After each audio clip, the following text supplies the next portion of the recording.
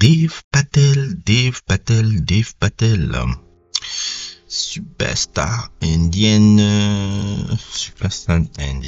qui avait explosé il y a de cela 17 ans avec le fabuleux Slumdog Millionnaire. Mais depuis là, il a une longue carrière. Acteur britannique d'origine indienne, tout, et ça faisait 1 an que j'avais mis ce film-là dans ma liste. Et j'ai trouvé le temps un peu de le regarder parce que ça, je dois avouer, je regarde de moins en moins de films ces temps-ci. Je choisis des trucs. Il faut dire aussi, surtout quand tu commences à regarder les films en partir de 2020 et tout, le cinéma, je suis totalement d'accord avec Tarantino. On vit la pire ère de l'histoire du cinéma.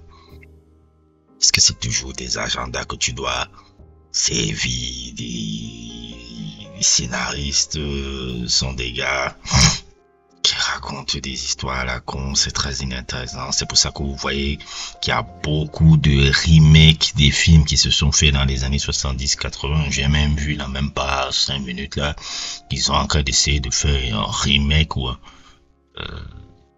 reboot de Rambo.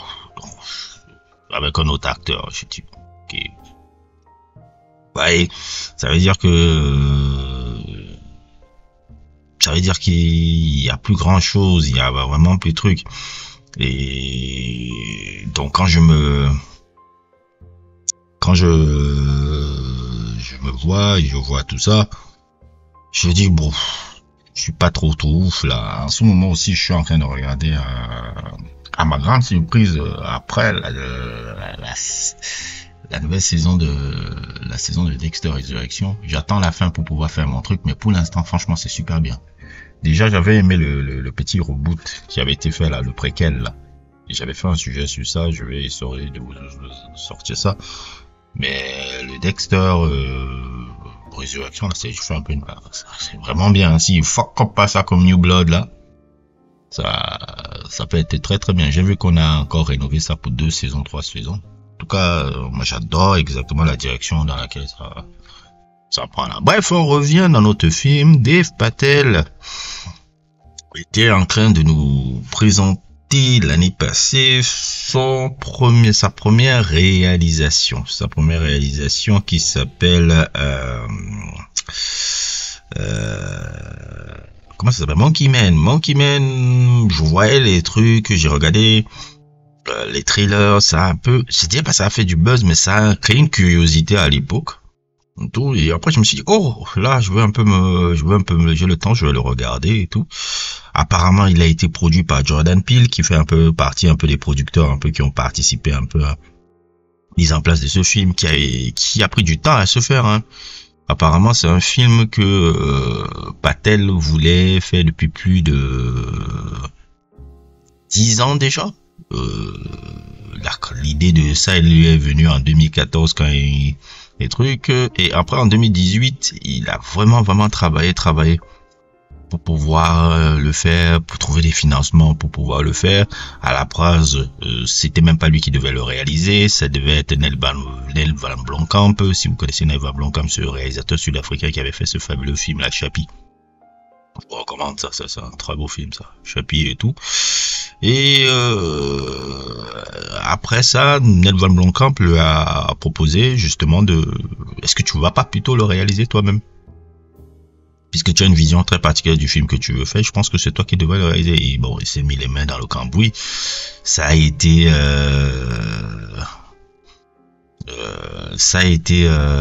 particulier. Il a travaillé alors tout seul et tout. Il a quand même il a été aidé de 3 gars, parce que la story c'est lui qui l'avait, mais dans le screenplay et les dialogues, il y a ce John Gerald Coley qui l'a aidé, et Paul Anganula, je connais pas ces scénaristes là, c'est eux qui l'ont aidé un peu à structurer l'histoire qu'il avait.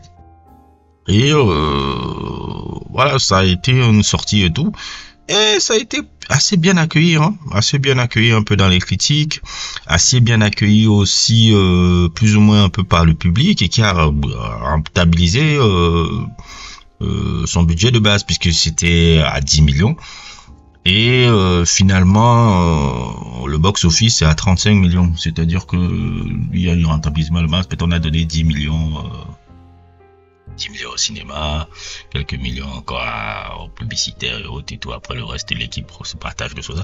Donc le film a été du succès. Le film a été un super succès. Ça a rentabilisé quand tu fais 10 millions et que tu as 10 millions de budget et que tu fais 35 millions au box-office, ça veut dire que c'est une bonne chose. Mais comme disait un ami, ça a peut-être manqué, il a manqué peut-être d'avoir le bouche à oreille comme John Wick. Maintenant, je voyais les gens disent, ah, c'est un film à la John Wick. Oui et non. Oui et non. Mais oui et non. Franchement, ça a son propre univers et ça a son propre truc. Déjà, c'est quoi un peu l'histoire de ce film? L'histoire de ce film, c'est l'histoire d'un fils qui vit, d'un homme sans nom, parce qu'il n'a pas de nom, un peu, ce kid là. D'un enfant qui vit avec sa mère un peu et qui est inspiré par la légende un peu de ce Tukendouis Kembanova. Ils viennent ici et tout, et plus ou moins puisqu'ils viennent un peu, ils vivent dans un village et tout. Dans ce village-là, il y a des policiers corrompus qui viennent un peu les demander à ce qu'ils payent des choses.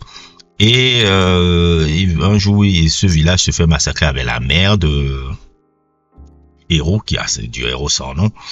Et lorsqu'elle est tuée, tout ça évoque une fureur un peu à ce gamin-là qui va grandir. Le gamin, c'est forcément le personnage sans nom que joue Dev Patel.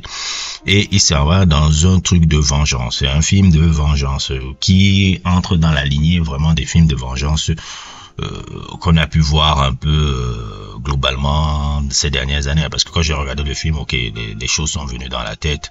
J'ai commencé à penser à tous les films coréens. Comme il le dit ici, Old Boy, The Man from Nowhere, Bittersweet Life, surtout Bittersweet Life aussi Bittersweet Life aussi, il y a beaucoup d'influence de Bittersweet Life, Sword of the Devil et tout. Et on va dire plus ou moins les influences. Je ne suis pas en train de raconter le connerie, il le dit là. Il le dit lui-même là. And then Korean cinema on the other side, they for me make the best revenge films. You know, anything from Old Boy to Man from Nowhere, I Saw the Devil, A Bittersweet Life. I mean, sorry, that's too many. No, you're acting, you're directing, you're fighting. How many things are... Interview. Comme vous l'avez vu, il l'a dit lui-même. Donc, moi, j'aime pas seulement stipuler parce que moi, je fais mes recherches chaque fois après que je finis un film. Je fais toujours des recherches. Je dis, qu'est-ce qui s'est passé? Qu'est-ce qui s'est passé dans la structure? Comment tu l'as fait? Et tout. Et c'est exactement ce qu'il a fait. Et c'est exactement ce qu'il a utilisé un peu dans ce film-là. Il y a beaucoup des éléments qui rappellent ces trucs-là. Et même, je dirais aussi certains plans qui rappellent un peu l'animation japonaise, un peu. Sans le truc, les scènes de combat, je pense qu'il est parti un peu, je sais pas s'il est parti regarder ou bien c'est des influences qui sont restées comme ça, le truc un peu certaines scènes de combat un peu rappelées Cowboy Bebop. C'est vrai qu'il a une silhouette un peu qui ressemble à celle de Spike Spiegel. Je me demande pas si c'est fait exprès d'avoir gardé cette silhouette, ce truc là, qui peut rappeler un peu des trucs comme la Cowboy Bebop, parce que Cowboy Bebop aussi, il faut l'avouer, c'est aussi une histoire de vengeance. Les scènes sont très très très bien faites. Je pense qu'il a parlé aussi de Enter the Dragon aussi. Je me rappelle la scène de fin là.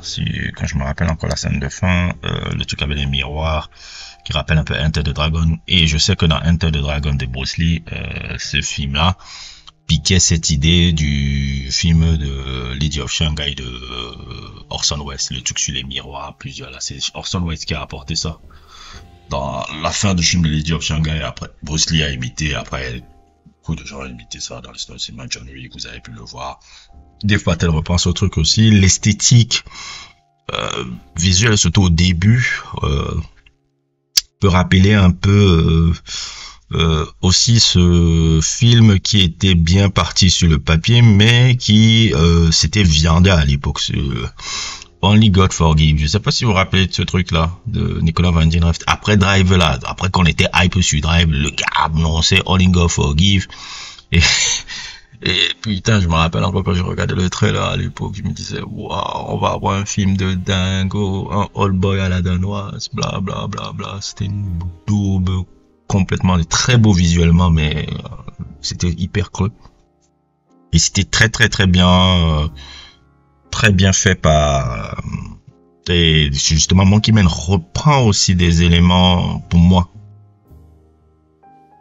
reprend aussi des éléments, on va dire, en termes de couleur, en termes de photographie. Ça reprend parfois des trucs de Only God Forgive, un peu ce néon là, cette image un peu néon là. C'était très viscéral, surtout tous les 30 premières minutes.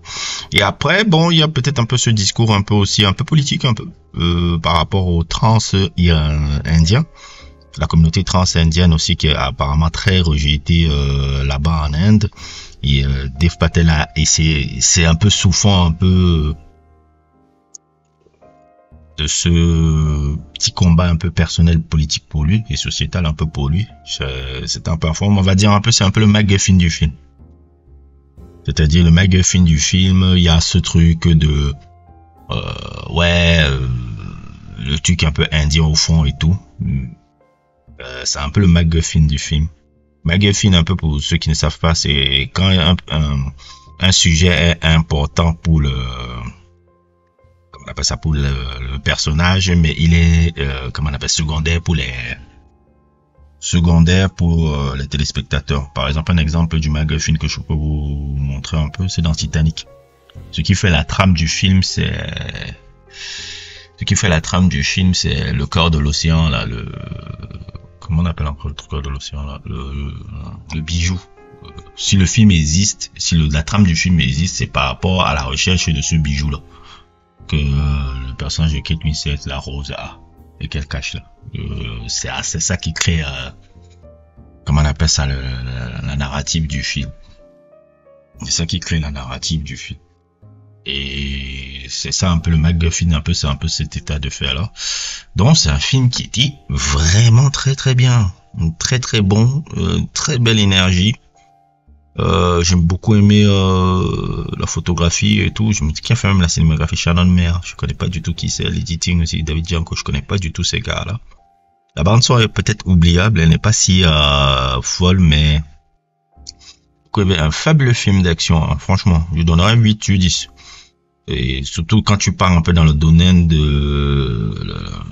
tu pars en Indonésie un peu et comment tu vois un peu les bidonvilles indonésiens, comment ça crée un peu cette sensation un peu de, comment on appelle ça, cette sensation de souffle, cette sensation de renfermement. Je trouvais que c'était très beau. Bref, c'est un film que je vous recommande fortement. Il m'a beaucoup plu. C'est très rare que les films qui sont en 2023-2024 me parlent. Il a fallu 1 an avant que je le regarde. Et franchement, je l'ai beaucoup aimé.